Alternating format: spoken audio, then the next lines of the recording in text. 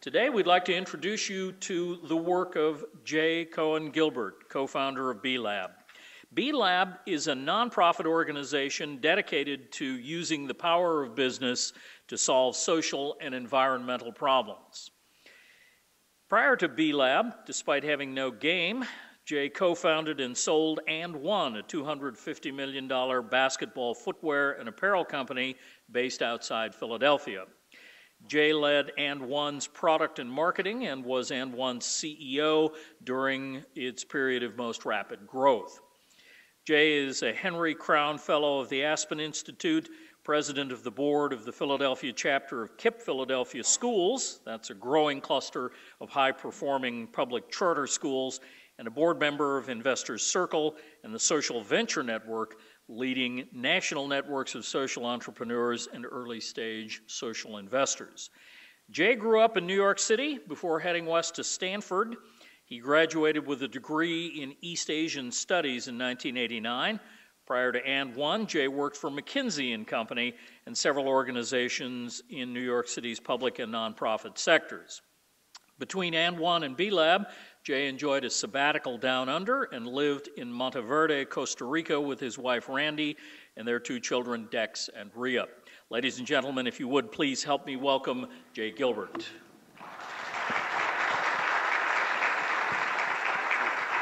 Thank you. Is the mic working okay? Great. Professor O'Rourke, thank you very much for inviting me on behalf of the community of B Corps to speak to everybody. And also thanks to Dean Wu for her leadership here at Mendoza and for extending the invitation late last year. Before we get started, I don't know if any of you are football fans. I heard this is football country, particularly college football. Anybody watch any football games this fall? Anybody catch the game against Stanford? So I thought that before that I happened to be watching the game, and while I was watching the game, unexpectedly, this commercial came on. I thought you might enjoy it. What is the value of a book? A book can inspire a career. It can transcend boundaries. It can help start a movement. And yet every year, over 1 billion books end up in landfills. While hundreds of millions of people who want books don't have them. Like most college students, we hope to someday change the world and still make a decent living. We found a way to do both by getting the most value out of every book. As Notre Dame undergraduates, Xavier Helgeson and Christopher Fuchs dreamed up Better World Books, a for-profit social enterprise that collects used books and sells them online. Founded in 2002 with seed money from Notre Dame's Social Venture Plan competition, the company has converted over 30 million books into more than $8 million of funding for education and literacy programs worldwide. From our initial business plan to where we are today, Notre Dame has been instrumental every step of the way. It gave us access to a network of investors, mentors, and future executives that helped us build something much bigger than we ever could have built by ourselves. Better World Books is the kind of company that we like to develop. Notre Dame wants to build value, more than just financial value, but value for mankind. Ultimately, our success is a direct reflection of the fact that most people feel the same way we do. They want to do more with their purchases. They want to know that they can change the world. The University of Notre Dame asks, what would you fight for? Fighting to bring books to the world. We are Fighting Irish.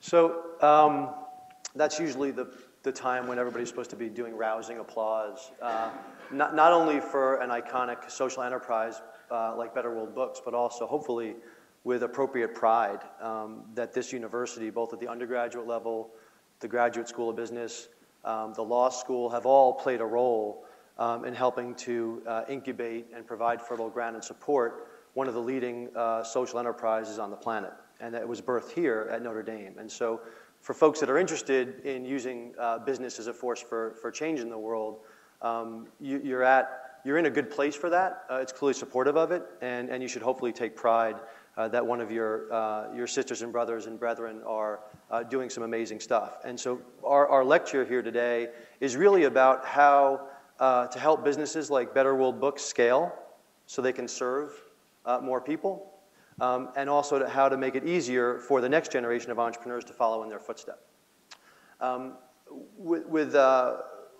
With that in mind, it occurs to me that despite Professor O'Rourke's sort of intro, I'm probably going to expect a little bit less of you this morning, in the sense of my recollection is that some things change and some things are the same from when I was in college at Stanford.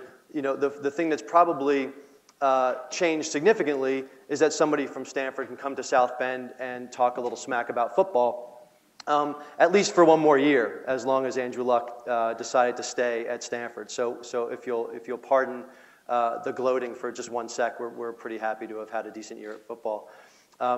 The second thing that probably hasn't changed a lot is that it's morning, and most of you don't want to be up, let alone paying attention. And that it might be helpful to have some cliff notes for the class so that you can pay attention for the next minute and a half and then decide to re-engage with sleep or whatever electronic paraphernalia you decide not to put away, despite Professor O'Rourke's request to the contrary. So here for the benefit of the real world, as opposed to the way things ought to be, here are your cliff notes for today. I've seen the literature and the banners and had more than a couple people talk about this theme of Dean Wu's about asking more for business. And so very simply, if you walk away from this saying, if you're going to ask more of business, one of the first questions you should be asking is if that business is a B corporation. And by the end of the lecture today and our conversation, hopefully you'll understand why that can be a pretty useful question. When you're supporting a B Corp, you're supporting a better way to do business. B Corps are meeting rigorous, independent, transparent standards for social and environmental performance.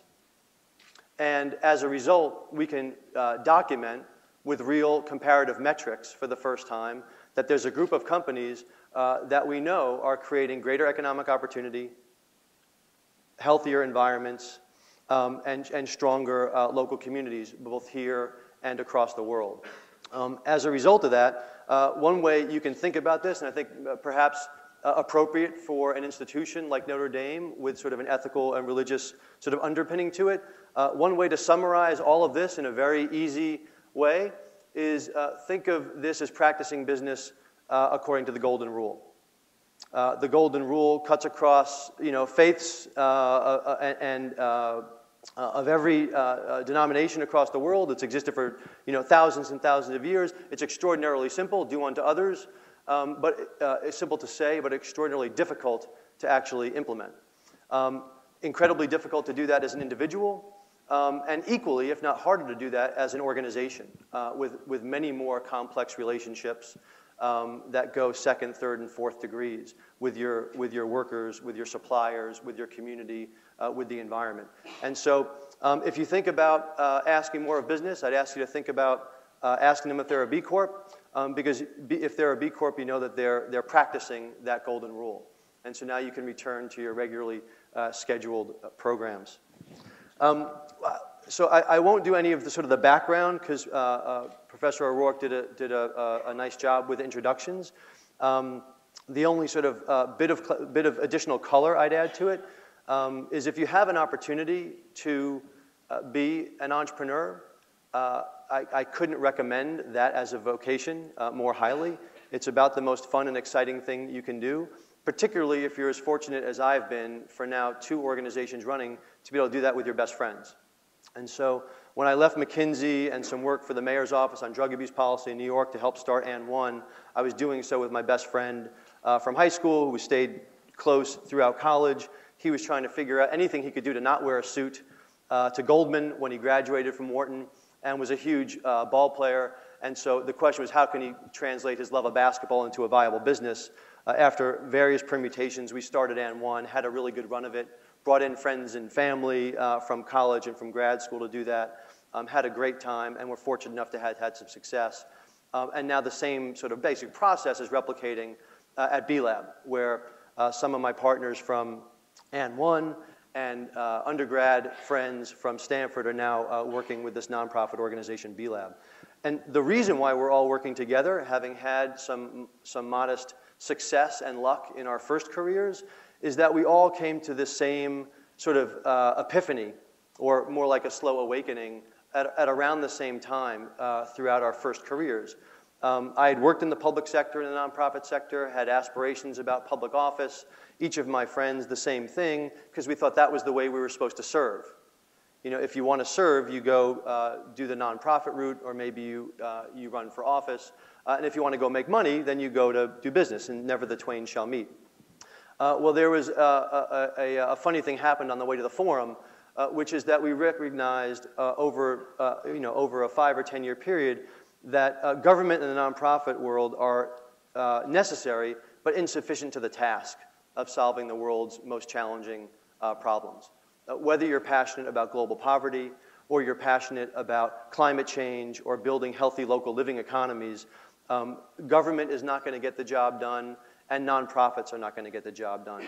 Whatever your political persuasion, governments are going to have fewer resources 10 years hence than they do today, and arguably continuously fewer resources over the next 30, 40, 50 years. And so government will just not have the capacity, even if we had the intention of using government as an effective, leverageable tool for social change. Similarly, nonprofits are hugely important. They go places that the market doesn't reach, but they're inherently constrained from solving problems at the speed and scale required because they're genetically fixed, if you will, to have a difficult time raising money.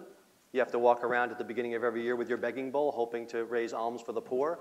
And that strategy is not the most scalable solution. And so an increasing number of entrepreneurs, like Chris and Xavier and David Murphy and the folks in Better World Books, have recognized that where the future is how do we harness the power of the private sector, of consumer markets, of capital markets, to a higher purpose than just the amassing of private wealth? How do we use business as a force for social change? And interestingly, they're not alone. The good news is Better World Books is not an aberration. One of the biggest trends over the last 20 or 30 years is this desire on the part of an increasing number of people across this country to use business as a tool for social change, to marry the power of markets with the purpose of civil society. And you see that with consumers. Folks call them conscious consumers or low-cost consumers. They represent 23% of the US adult population. Self-described folks who say they want more out of their purchases than just comfort and convenience. They want those things to have that, but they also want them to be aligned with their values. It also refers to the socially responsible investors, the SRI community, that's responsible for $2.7 trillion worth of investment. That's about 10% of US equities under management. And it's also, and arguably most importantly, you can see evidence of this trend in the 50,000 businesses across the US alone that are started by social entrepreneurs and sustainable business leaders who are operating towards more than just a single bottom line, but a triple bottom line that's looking to financial sustainability and environmental health and strong social impact through their employees and workforce and suppliers. The problem is, despite all of that activity, our current system, our economic system, our capitalist system, was not designed to support that kind of effort. Our capitalist system was designed to do one thing and do one thing very well, which is to maximize the return to shareholders. So the problem with scaling Better World Books as an individual company, or scaling a collection of thousands of Better World Books, is that the system is working against them. And so there are some incredible visionary leaders and capable, effective leaders, like the folks at Better World Books, that can navigate, basically swim upstream. But the question is, how do we create other pathways that are suited to this particular type of entrepreneurship, this particular type of investing? Three of the major barriers, systemic barriers, are current corporate law does not support sustainability or social innovation through business. Second big problem is that there are no standards to help us as consumers or investors or policymakers distinguish good companies from just a good ad campaign.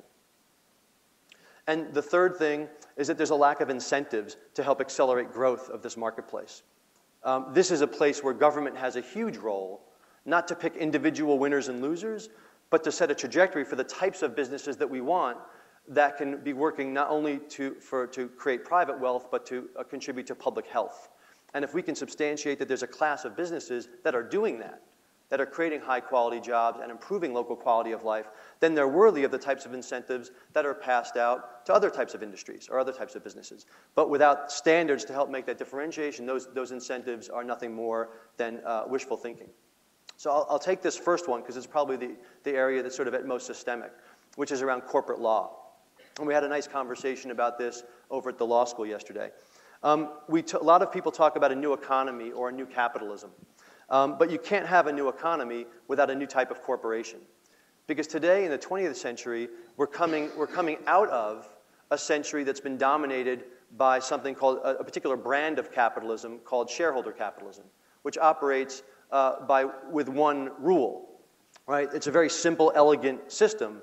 And the one rule is your job is to maximize shareholder value exclusively. We're in the middle of a great transition from one period of capitalism to another.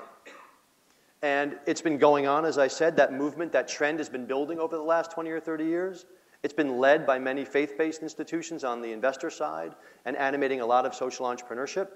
But it also transcends that and into secular communities where people are trying to figure out how to do this. And we're in the middle of that. This will be going on 10 years hence. This is sort of a generational transition to a new form of capitalism that we'll call stakeholder capitalism, which is basically capitalism that allows people to walk and chew gum at the same time. It allows you to create both social and shareholder value simultaneously, as opposed to have to try to trade one for the other.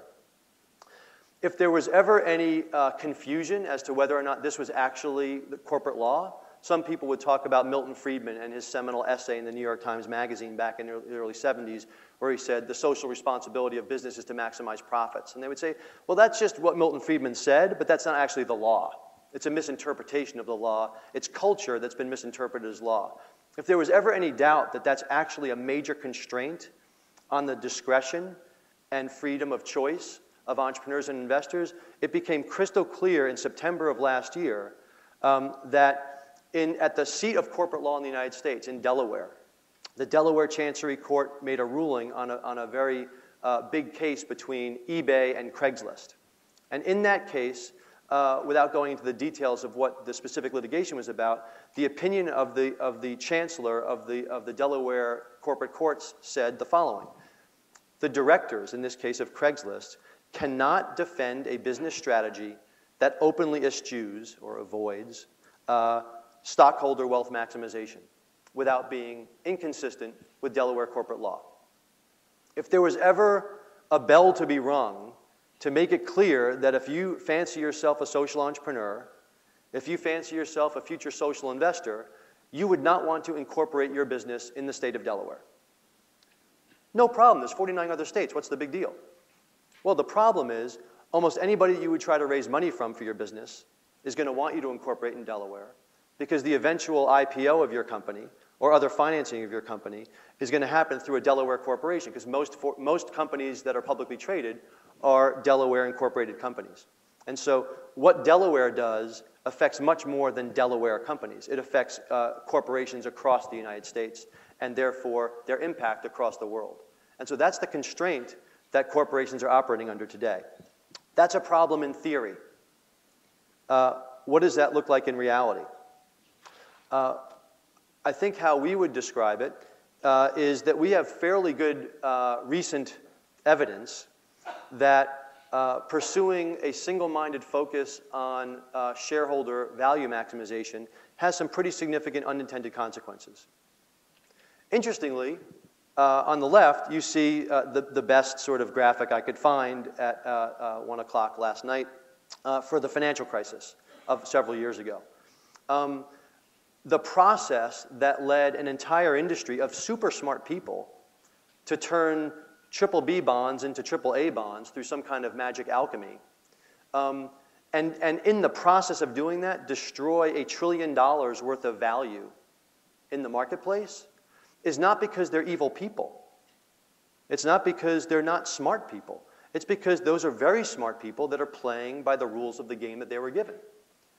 I believe there's a university professor, a Mendoza professor named Emily Block, who has done some study on how do good companies go, I don't know if she says how do they go bad, but how do they go awry or something like that. And she talks about the pressures of short-termism of being a public company. It doesn't make any of the individuals bad. It just means that when you're going to do that quarterly call, the earnings call with your disembodied investors on the other end of that spider phone line, you're under a tremendous amount of pressure to deliver earnings. And not just earnings that you think are good, but earnings that are above some other random set of expectations that other people have for you, that may or may not have anything to do with your underlying business, but have to do with other elements of their portfolio or their expectations. That process, that system, led to a massive global financial crisis that didn't just create unemployment at historic proportions and a near depression, which people can decide they care about or don't care about. It destroyed $1 trillion worth of value, of hard value, the things that we're supposed to care about in a capitalist system. That's one example.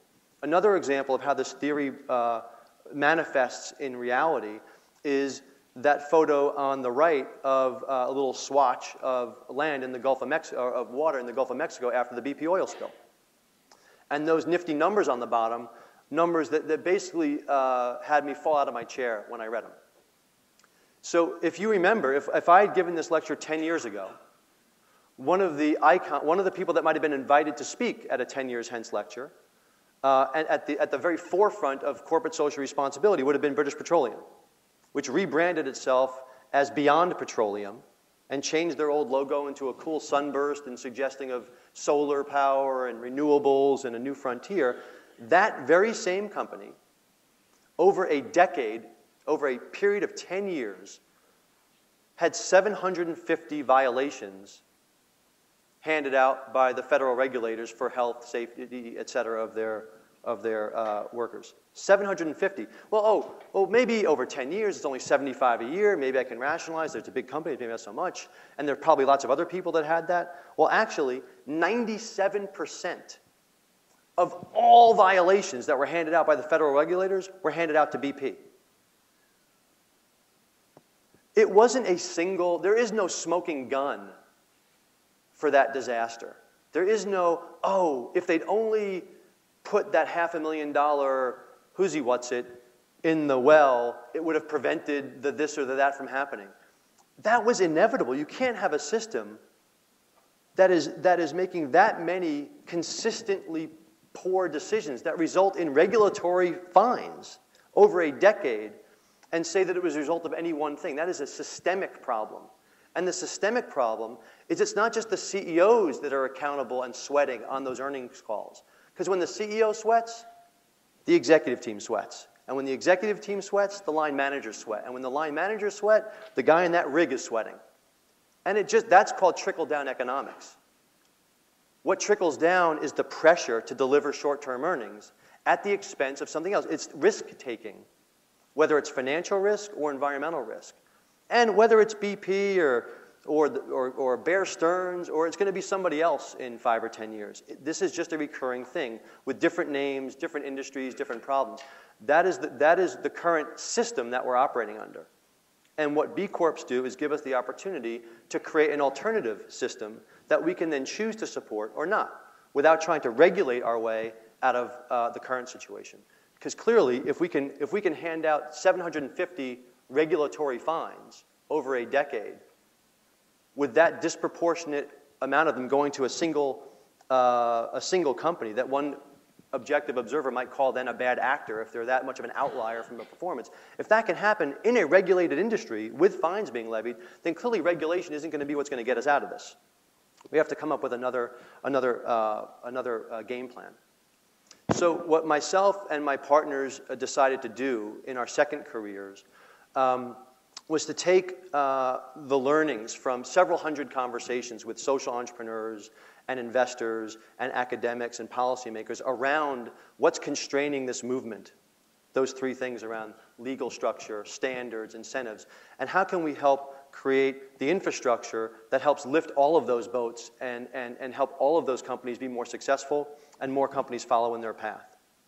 So we created a nonprofit organization called B-Lab, who is, as Professor O'Rourke said, its mission is to use the power of business for good, right, to solve social and environmental problems. And we do that through three interrelated activities, two of which I'm going to talk about during this lecture. But we're doing all three things because we think they're incredibly interrelated. Doing any one of them without the others risks failure. And there are significant positive feedback loops between all three. That means if we tackle all three together, they're more likely that each individual one succeeds.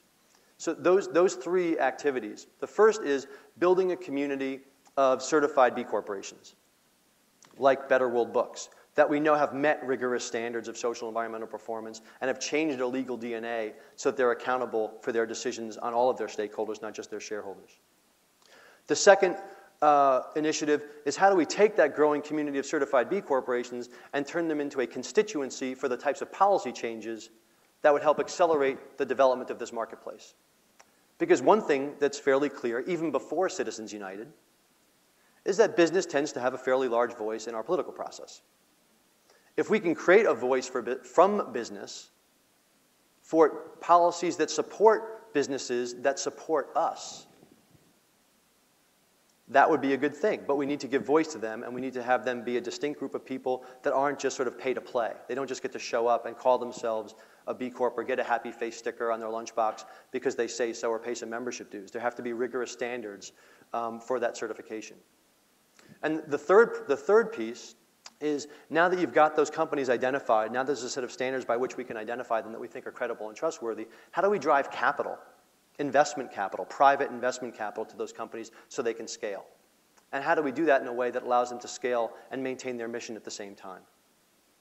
I'm not going to spend a lot of time talking about this last piece, which is the use of a rating system, like an S&P analog, but for social and environmental impact for driving capital, because I want to focus this lecture on the two building blocks that are enabling everything else to happen. You can think of it as the demand versus the supply of capital. The demand is the companies.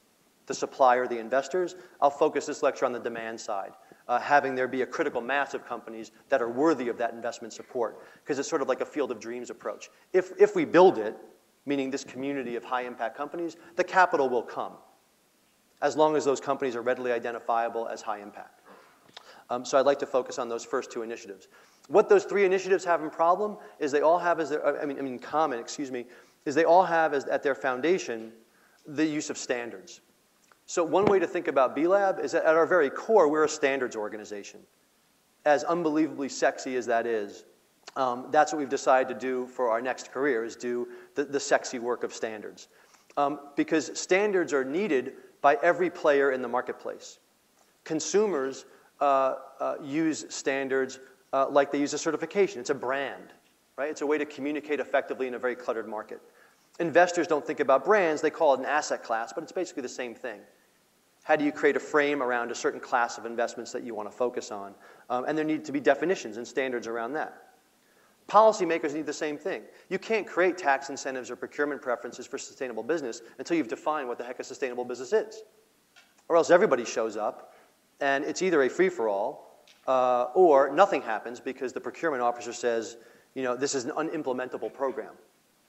And lastly, companies that talk about wanting to have sustainable supply chains. Many of you are going to go work for large companies, Fortune 500 companies, and that's great. And many of them are going to have sustainability officers talking about how they become more sustainable organizations.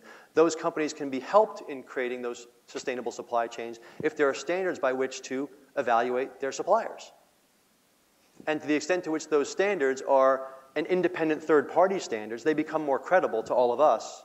So when that company takes credit, public credit for having a sustainable supply chain, we're more willing to give them that credit because it's not just, we call our supply chain sustainable and we stuck a green label on it and we hope you like it now. Because there's a lot less credibility in first-person claims than in third-party claims. So the first initiative, the Certified B Corps, We've been certifying B Corps for now a little over 3 years.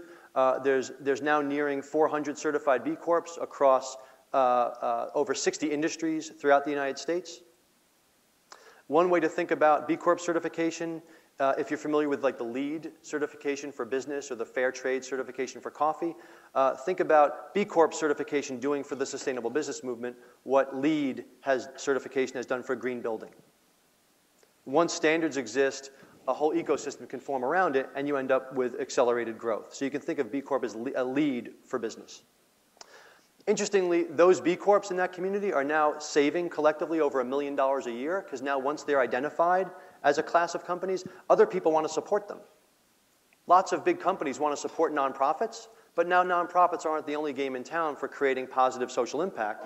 So now companies like Salesforce and NetSuite and Intuit can say, oh, I'm going to give the same discount to B Corps as I do to nonprofits. And as a result of that, there are 375 B Corp CEOs that are very happy because they're saving money as a direct result of the social impact that they're creating, because they can be recognized as such. We're also beginning to do some public-facing advertising, marketing in support of the B Corp community, because it's finally at a big enough critical mass that it would be meaningful.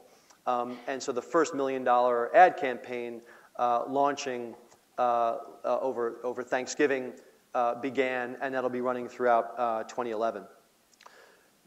A quick, brief thing on the standards. You won't be able to see all of that stuff here, but the point is the standards are looking at a company's, the aperture on our lens is wide enough that we're looking at the company's employee practices, community engagement, environmental practices, the customers that it serves, the products that it ships out the front door. You're looking at the company as a whole, not just one particular area. You're not just looking at their energy usage, and you're not just looking at how they treat their workers in their overseas factories. You're looking at everything together. And as long as a company achieves a minimum score of 80 out of the 200 points available, they're eligible for certification as a B Corporation. All of that stuff is available for anybody to check out transparently on the website bcorporation.net. None of it's black box.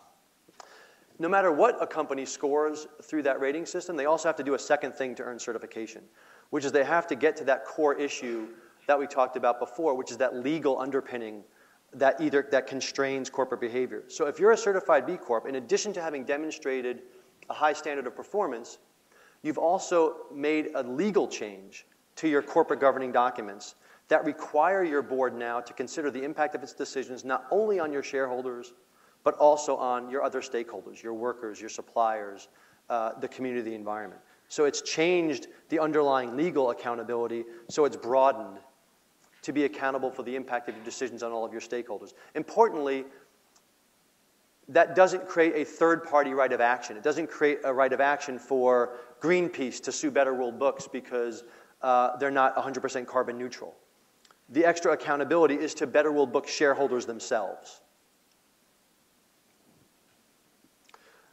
Some examples, so in addition to Better World Books, there are some name brands that you might know of.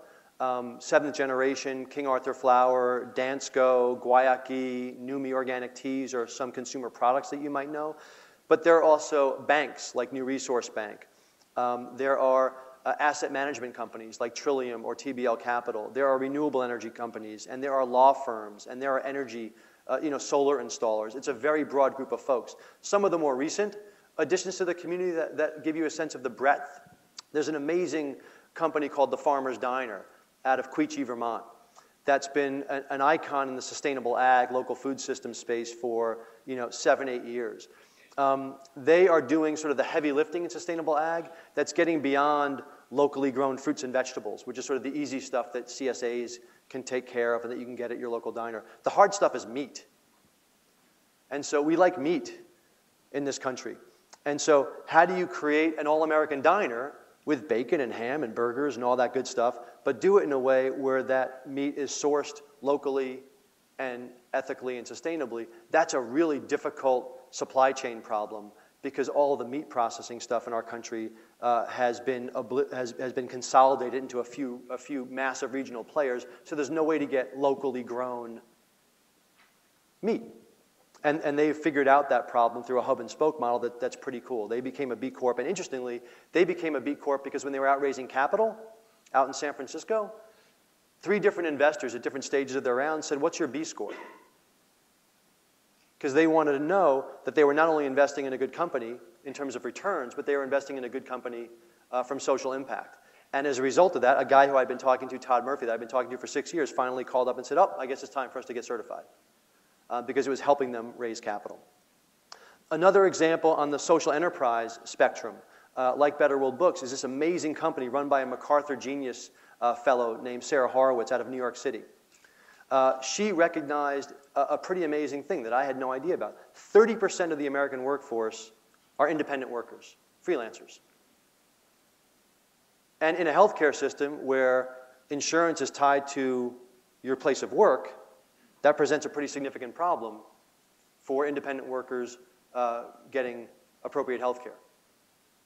She solved that problem by creating something called the Freelancers Union, sort of to bring those freelancers together to help them broker, like basically aggregate and broker a relationship with the insurance company so she could offer lower cost, quality health care. She realized about 7 years into that process that she was doing 7 of the 10 steps that an insurance company would do, the actual underwriting, but the insurance company was making all the money. And so through the help of a number of people, one of whom was a board member of hers who's my partner at B-Lab, figured out how to go through the process of becoming an insurance company, a regulated insurance company in New York State that now has over 90,000 lives insured. They're a fast-growing, $100+ million business, and now they're providing insurance to the uninsured, a private sector, market-based innovation that's using business to solve a problem that we clearly are in the midst of still struggling with politically in this country. Another example, importantly, in heavy manufacturing, industrial manufacturing, and here in the Midwest, out of Grand Rapids, Michigan, an amazing company called Cascade Engineering. Over 1,000 employees, doing extruded plastics, supplying the automotive industry, Herman Miller, et cetera, but doing it through sustainable manufacturing before the word sustainable meant anything to the rest of us, and doing it with great welfare to work programs, providing employment for hard-to-employ folks in the Grand Rapids area, taking their technology and converting it into renewable energy businesses and emerging markets projects at the bottom of the pyramid. Couldn't possibly do justice to the amazing work of Fred Keller, the CEO of Cascade. But this gives you a sense of the breadth of effort in this community and showing that whatever the animating energy of that entrepreneur is, there's a place for them in this community of companies because they're all united by one thing, whether they're a manufacturer or a food service business or a financial services company. They're all animated by one energy, which is what's the purpose of business? And the purpose of business for them is to serve. And how can they do it with the greatest scale possible?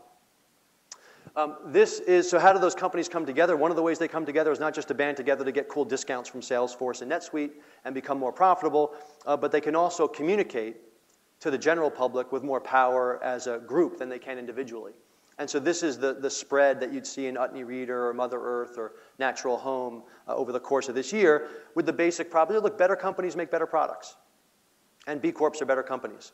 And whether you're in your kitchen or your living room or the garage, or there's an office version of this that's running in the magazine Sustainable Industries for our B2B B Corps with law firms and accounting firms and office supply companies, et cetera, they're saying whatever you're doing for your business or at home, you can do that in a way that supports a better way to do business that's creating higher quality jobs, that are creating a higher quality of life in our local communities.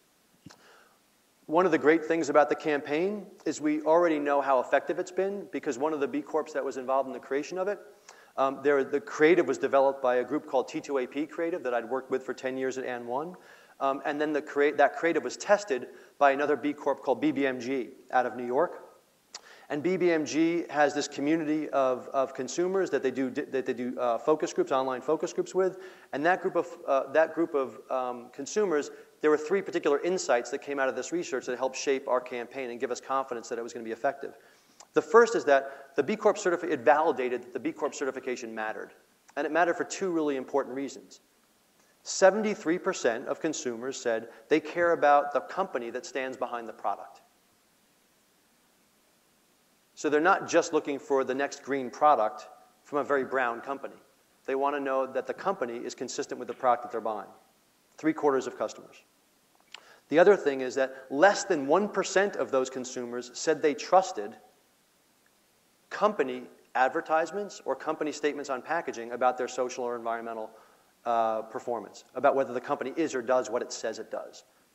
Because people trust either their own research or their friends, right? They trust their network, or they trust independent third-party validation, certifications. And so that points to the importance of a company certification, not a product certification, and the importance of third-party validation to activate a group of consumers who are looking for this type of product. And to give us an idea of whether this particular communication is effective, 96% of those consumers who viewed these ads said that they were going to look for the B Corp that was featured the next time they went shopping, or at least wanted to learn more about them.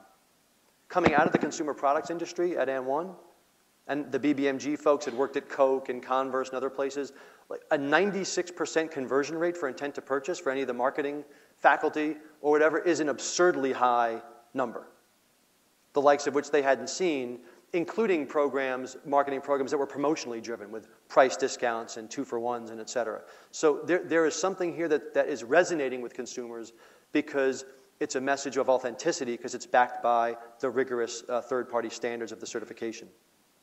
All that sounds well and good, and the good news is also there's a business case for joining this community. Overall, over 50 B Corps are saving a combined $1 million a year through those 30 or 40 service partnerships.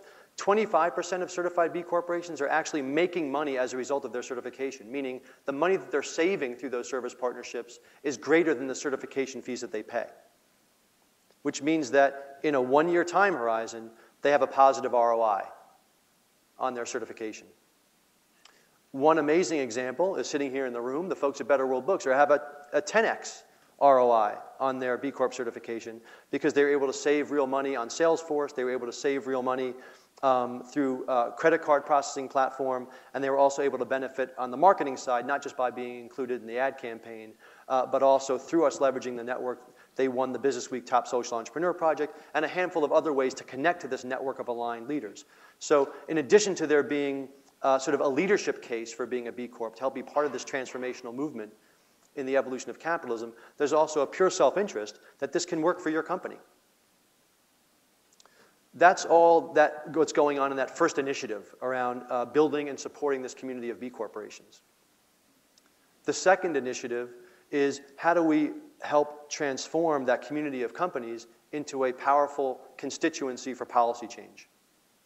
And what has amazed us is even though we had this in the back of our mind, if you had looked at some nifty business plan, you would have seen us talk about policy in it, but we thought it was like 10 years out in our trajectory. What we've been amazed at is how much more quickly the B Corp community has been an effective voice for public policies that support sustainable business. One example of that is on the incentives front. We got a call at B Lab about a year and a half ago from a woman from Councilman Jim Kenney's office in Philadelphia who said, oh, Councilman Kenney is going to be introducing a B Corp tax break legislation tomorrow. We just wanted to check a couple of facts with you. Oh, okay, that's interesting.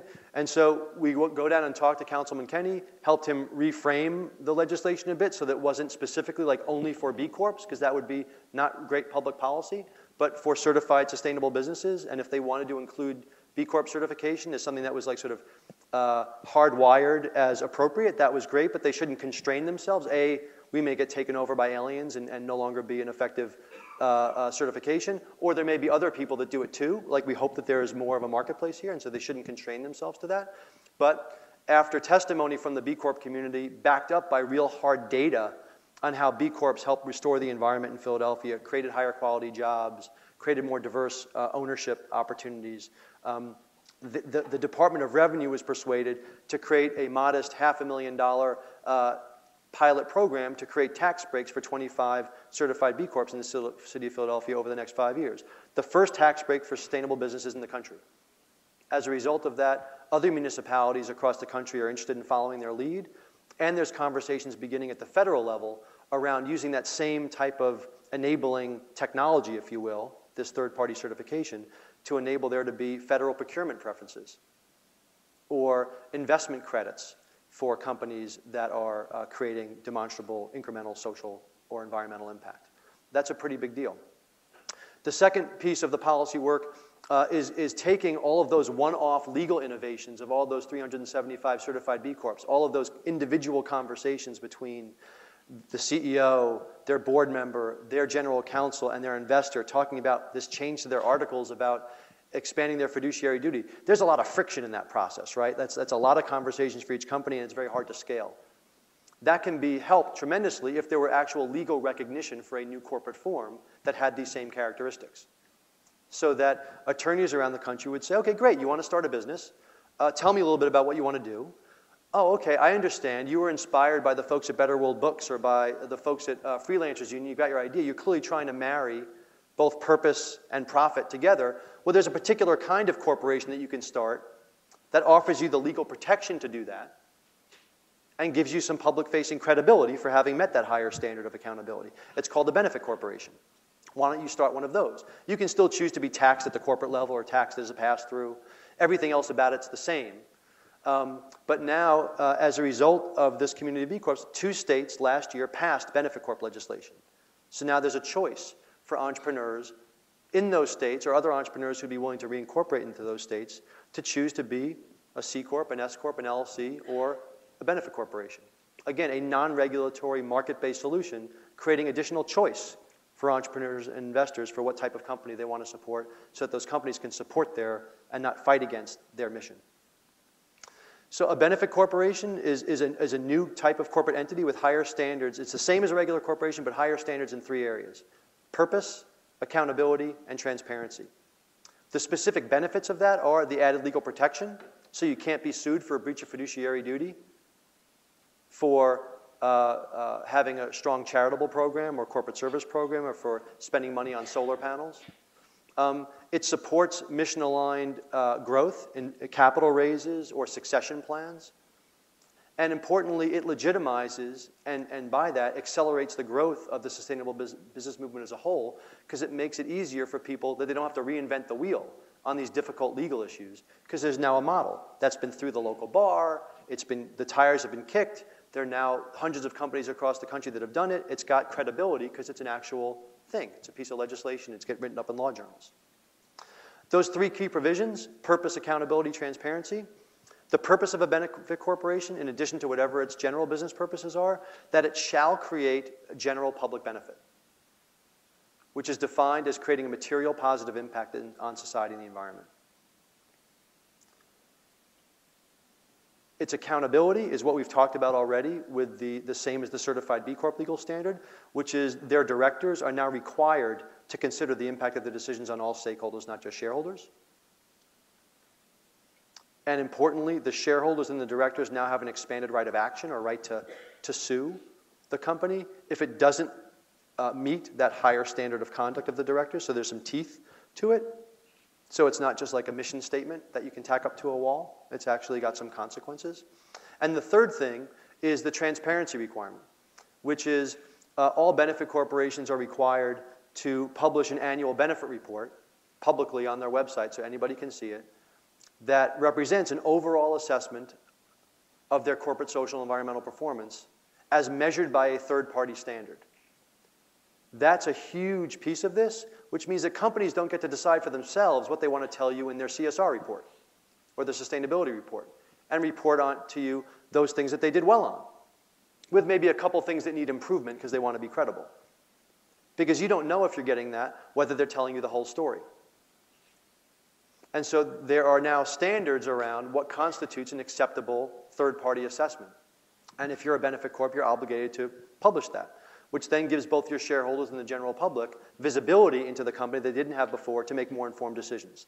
The shareholders have actually a right of action because they've put money into the company, and maybe they've put that money into the company because the company built itself as a benefit corp, and that was something that was attractive to them, and they can now hold them accountable to that higher standard. Or the general public, if I'm not a shareholder, I don't have a right of action, but now I know, oh, you're claiming to be this? If I look at your benefit report and I don't think it's what I would expect, then I have the information now to decide whether I want to support you or not, which I didn't have before. And I know that what you're reporting to me is not just what your marketing officer wants me to know, but it's what an independent third party reported. So how's it going? On the first effective date of the legislation in Maryland, the Vermont legislation doesn't go into effect until July of this year. On the first effective day of legislation, 11 entrepreneurs drove from various parts of Maryland to Annapolis to arrive at the State Departments of Assessment and Taxation at 6 a.m. to be the first in line so they could say that they were the first benefit corporation in Maryland and therefore in the United States. To have 11 people, and we had never taught, none of them were existing certified B corporations. None of them we had ever met before. And so, again, evidence is sort of our sort of field of dreams approach, and that may be a too old a reference for the crowd, but if you're a baseball fan, like, if you build it, they will come. And right now we're saying if we build a marketplace for this, if we build a legal structure that supports this, there's a marketplace that's wanting to emerge. We just have to give them an easier path to get there. And I think this is an example of it. Two of the companies, there's on sort of, again, representing the broad spectrum, there's a 10 or 15-year-old company called Emery Knoll Farms it's a green nursery, right? They grow plants. And those plants are specifically used for vegetative roofs, which is one of the key ingredients for folks to earn LEED certification for green buildings. So they're part of the green building movement, and they've been around for a while. On the other end of the spectrum, on the social justice side of the spectrum, there's an amazing social enterprise called Taharka Brothers, which recognizes that there's huge employment opportunity gaps in inner city Baltimore that require both real job training and life skill training, as well as places to put those people when they are trained into real jobs. So they've created these cool ice cream shops in inner city Baltimore that are now creating employment, quality jobs for the people that they've trained. So they're creating economic opportunity for a previously difficult to employ population. So you've got an environmental approach and you've got a social approach. Both of them feeling like this is something that was made for them. All of that momentum, the passage of that legislation in 2 states, the momentum with initial press and coverage of those 11 now plus companies in Maryland has created significant momentum in other states. So already there are 9 states that are moving forward with benefit corp legislation in 2011. 5 of them have already introduced legislation, 4 of them in the next 30 days. And what's really encouraging about all this, at a time of maybe not unprecedented, but unfortunate partisanship in politics, this is an issue that has had incredible bipartisan support. And not surprisingly, it's pro-business, it's pro-market, it's pro-community, it's a non-revenue bill in the legislative parlance. I mean, it doesn't cost anybody anything, and it's just more choice. What's there to argue about? And so, as an example, not only did it pass 135-5 in Maryland, or 60-1 when it was introduced in the Senate in New York last term, it just passed unanimously, literally unanimously, out of both houses in New Jersey on a fast-track set of bills to get signed by the new Governor Christie. And so this is an example of an innovation that feels like it's right there at the right time. It's the right innovation at the right time because it's basically unleashing the power of business to solve social and environmental problems. And there's evidence that there are real consumers and investors and policymakers that are wanting to support that. And so all we have to do is sort of open the door and let them run in. Sort of how I would bring this to a close for you is that I'd like to put a challenge out to you, not in the sense of like throwing a gauntlet, but just sort of what I see as your challenge is that your generation, whether, this room is full of both undergrads and graduate students, but your generation is going to shape the next century of economic activity. And that economic activity will set the tone and set the table for whether or not we have an economy that can sustain for our kids and our kids' kids, and whether the economic growth benefits all of us in society, not just a few. And it's your generation that the next 10 or 20 years are going to set the tone for the rest of the century on this. And the question is, you've got a tremendous amount of power, not just because part of it just because you showed up at the right time in history. So sorry, no big compliment. You just happen to be here at the right time. But as some famous philosophers have said, like 90% of life is just showing up. So you showed up at the right time. But this is a pretty powerful group of people. We are in a privileged elite that has an inordinate amount of influence on the course of human events. And not just because you're a business school, or not just because now you're at the #1 business school in the country, but because of the opportunities that have been created for you going to an institution like this that's taking issues around business for the common good seriously. And so as I leave you, I would ask you to think about how to use that power with purpose. And ask yourself difficult questions, like if you're going to start a business, what kind of business are you going to start? As you're out there as a normal consumer or managing relationships with other businesses, which businesses are you going to choose to do business with and support? What business are you going to join? And will that business allow you to bring your whole self to work every day and not just the money-making side of yourself? And you can compartmentalize everything else to after hours and weekends. As you develop assets, what are you going to do with your investments? What is the purpose of your money? Not just the power, but what is the purpose of your money? And if you choose to pursue a path in public policy, well, what kind of public policies will you create? And who will you create pathways for to growth? All of that challenge to you shapes our opportunity. The opportunity in front of us is that what we see happening here is we're at the birth of a new sector of the economy. 50 years ago, people didn't talk about the nonprofit sector as a distinct thing. Just like today, people don't talk about this emerging sector as a distinct thing. And we're not concerned necessarily with defining the sector, like giving it a name, conscious capitalism, creative capitalism. Other people will figure that one out. But that new sector, that new capitalism will be defined by the types of corporations that are in it. And those corporations, those B corporations, exist for the very purpose of helping to alleviate poverty, strengthen the environment, create greater economic opportunity, and strengthen local communities. That is a powerful vision, and that won't be achieved without your leadership. I'll leave you with a massively hyperbolic quote from a writer from Esquire who did a story on B Corps right after the Maryland legislation passed. And he said that B Corps might turn out to be like civil rights for blacks or voting rights for women. Eccentric, unpopular ideas that took hold and changed the world. Now, acknowledging that might be a little bit of a stretch, I think we can also allow ourselves to think that it might not be. Because if anything has the power to change the world, it's the power of a purpose-driven business when that purpose is married to actual performance. And so with that, I want to thank you for your time and the invitation to speak and share this with you. And I want to thank you for what you're going to do to bring the golden rule to business in whatever business you end up going into after you leave here at Notre Dame. So thank you very much, and we've got plenty of time for questions.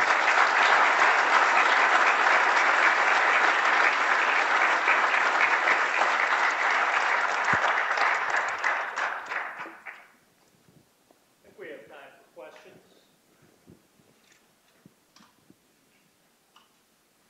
Put a hand up or stand. And I think that they're going to be running around with mics, otherwise, so I won't call on people. So don't think I'm just ignoring you, Sure. but I'm waiting for the mics to find their way around. My name's Tim Hunt. I'm an MBA student, and I just was curious, what kind of challenges do you think are in your way right now in terms of, I know you have some traction going right now, especially with legislation being adopted and finding co-sponsors in other states, but what are your biggest challenges in terms of staying true to your goal and not having someone manipulate it, or having companies maybe game B-Lab or B Corp certification? Right. So what keeps me up at night is not bad actors trying to game the system. We didn't go into it, but there's a pretty rigorous sort of assurance process on the certification, and the same thing on the rating system for capital that we didn't talk about at all. There will be bad actors. There are. We've decertified companies if we found stuff that was fraudulent, et cetera, and that'll happen. What keeps me up at night is adoption.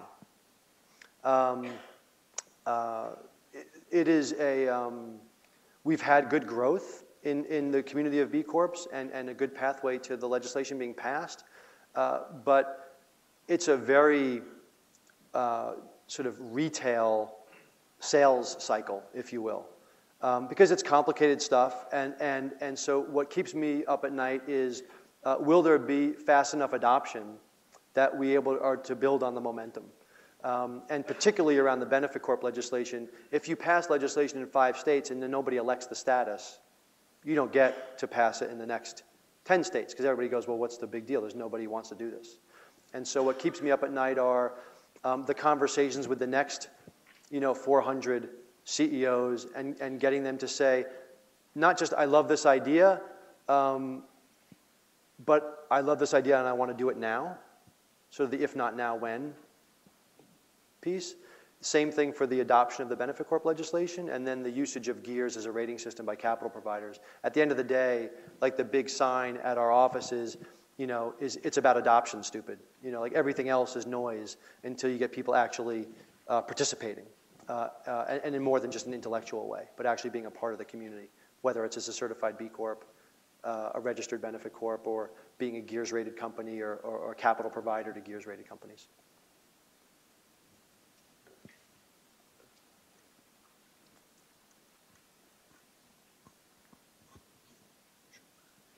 Hi, thanks for speaking today. I actually stumbled onto your website through Facebook not so long ago, and I was really impressed and excited about this.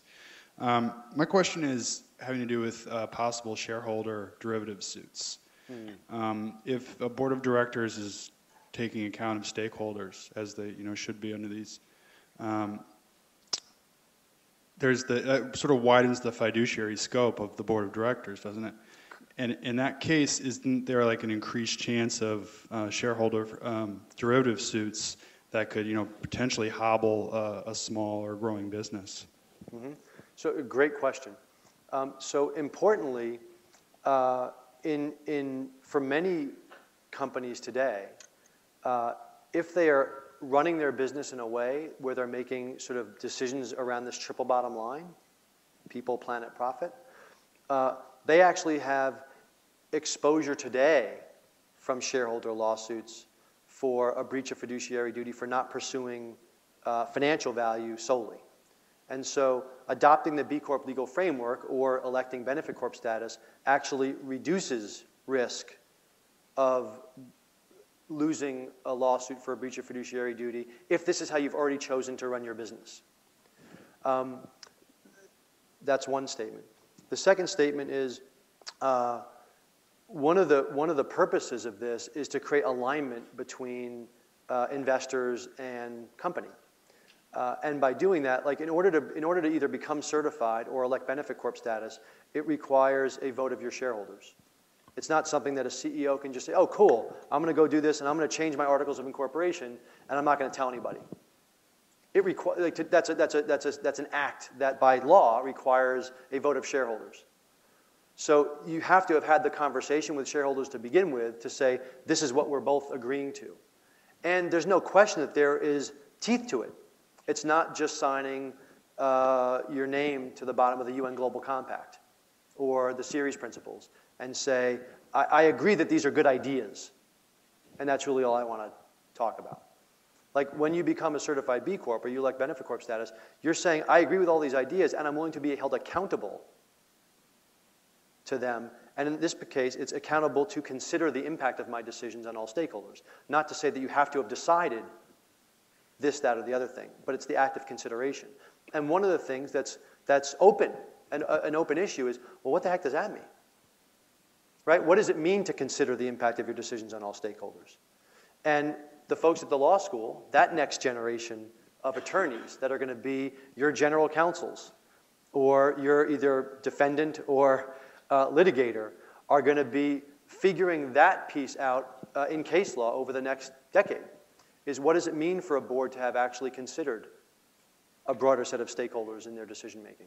And so I would argue that on some level it reduces risk, both because you had exposure to begin with, and now you've reduced the threat of a lawsuit from the Milton Friedman investor.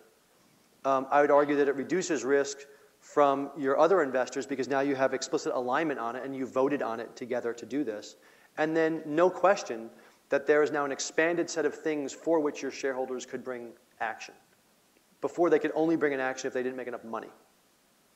Now they can bring an action if they don't think that you're pursuing the creation of a material positive impact on society and the environment as measured by that third-party standard, or if by reading your benefit report, they feel like your board is clearly not considering these other stakeholders when they're making decisions. And that's the point. The point is that it has teeth, it has real accountability, which hopefully that accountability makes it more credible to the rest of us who want to decide whether we want to work there, buy from them, or invest in them.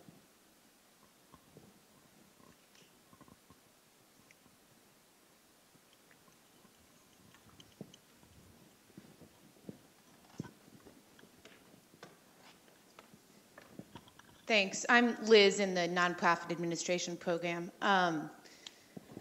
As a regular consumer, I have a question. 10 years from now, is B Lab going to make sure that all states have the exact same language for what a B Corp means? And is that what B Lab's going to do, or are there competitors to B Lab that might have different languages and different agendas? I mean, similar to the same problems that the term organic had and fair trade has had. Sure. And how that gets defined. Sure. So great question. So for sure, B Lab oversees the certification process for certified B Corps.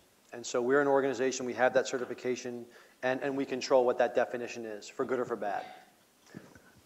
We expect there to be many other people that will create corporate certifications once this demonstrates that there's real value in doing so. And we welcome all that. There should be Coke, Pepsi, and Mountain Dew. That's a good thing. That's different from the legislation, right? That's the certification. The legislation does not say that you have to have anything to do with B Lab.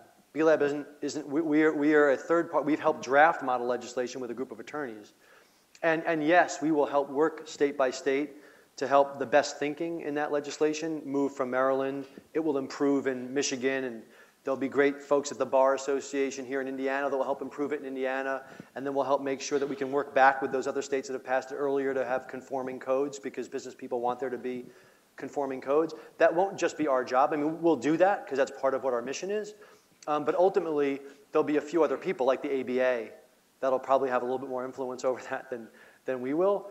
And so the ABA, a specific committee of the ABA called the Committee on Corporate Law, which develops the Model Business Corporation Act, that's their job. And they have their counterparts at the state legislatures, the National Commission on Uniform State Legislatures, and QSL or something like that, that work together to try to make sure that whatever innovations are happening, as they're spreading across, you don't get 31 flavors, that you get some uniformity to make it easier for business people to conduct business across states. And so where we are now in the process is this isn't new territory. Like, we've never really had an original thought. Like, none of this is, we're just applying good stuff from over here to this particular marketplace.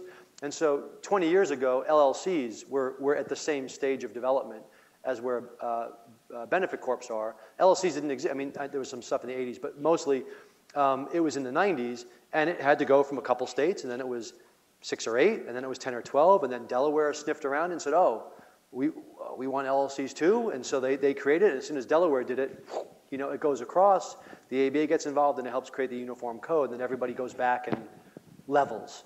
And we're at a similar spot with Benefit Corp, where if we're successful, if at the end of the next 2 years, there's, somewhere between 10 and 15 states that have passed legislation. We've already been in conversations with the folks in Delaware, and there are already conversations that we're aware of that are happening with the ABA, where this is at least beginning to be on their radar, that over the next, probably not this year, but maybe in 2012 or 13, it's about the right time for them to look at this. That's a good question.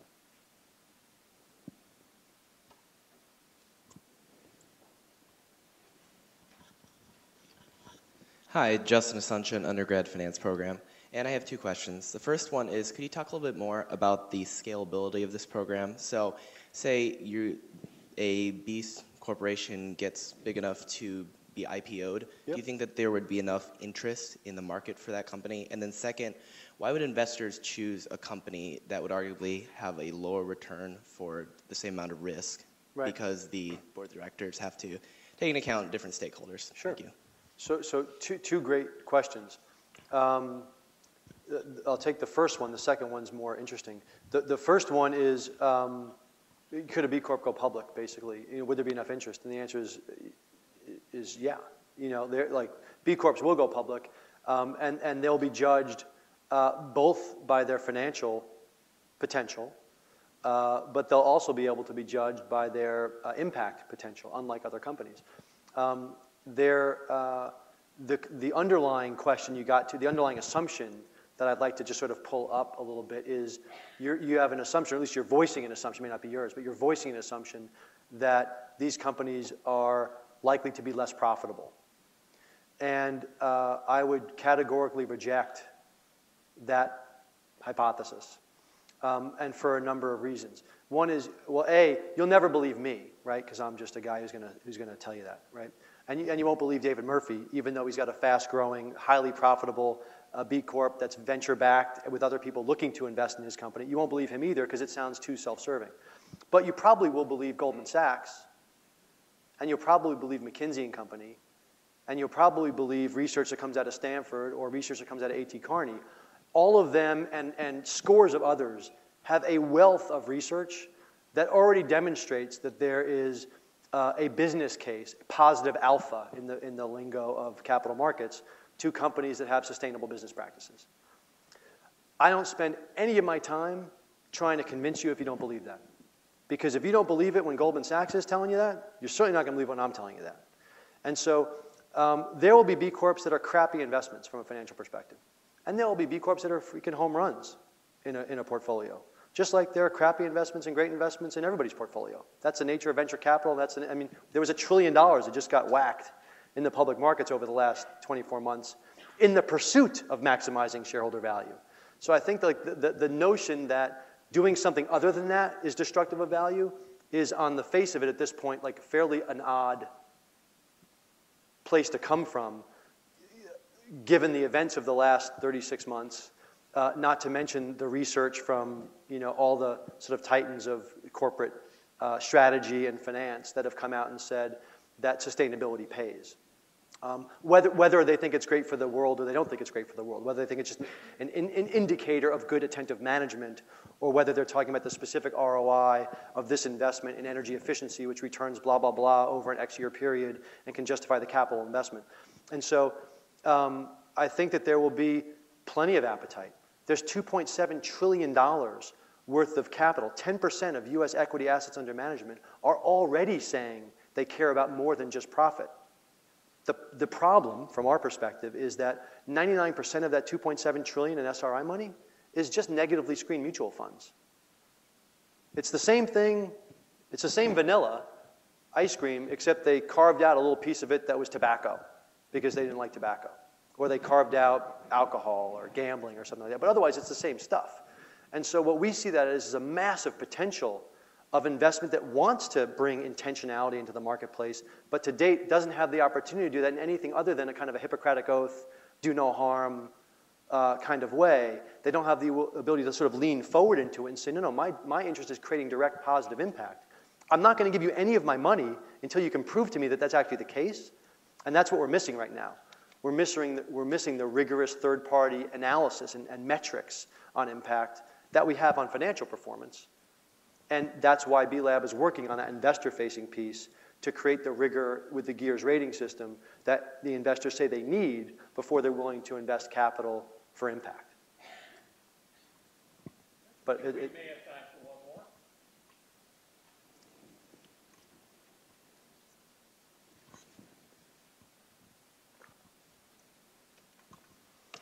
more. Hi, thanks. My name is Alan Ellingson. I'm in the MBA program.